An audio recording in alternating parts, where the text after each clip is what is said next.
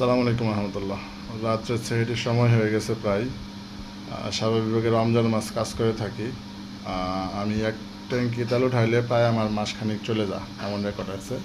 তো আজকে দেখলাম 1 কোটি তেল আছে, ভাবলাম একটু তেল তুলে আনি। দুঃখের বিষয়, আমি বিষয়টা এইভাবে আজকে অনুধাবন করবো বুঝতে পারিনি। পেট্রোল পাম্পে গিয়ে দেখি লাইন আর লাইন, মানে তেল নিবে নাকি তেল খাবে না বাইনে রাখবে জানি না।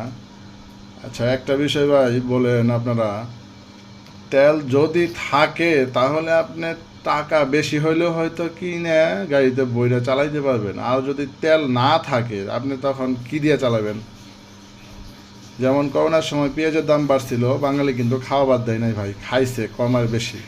তো তেলের দাম যদি 500 টাকা লিটারও হয়ে যায়, যদি দেশে থাকে তাহলে আপনি কিনতে পারবেন। আর যদি দেশে নাই থাকে তৈল, তাহলে আপনি তৈল তো 1000 টাকা লিটার হলেও কিনতে পারবেন না। তাহলে এত পারাপারি কেন ভাই? আপনি একটা গাড়ির জন্য কয়শো লিটার তেল মজুত করে রাখবেন?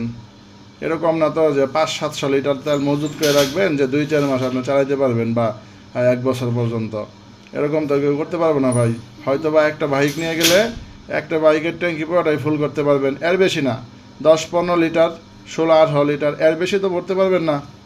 তাহলে এত পারাপারি, এত মারামারি, এত খাই খাই কেন বাঙালি আমরা করি ভাই? কিছু বলার নাই ভাই, কিছু বলার নাই। হাসা ছাড়া। আল্লাহু আকবার।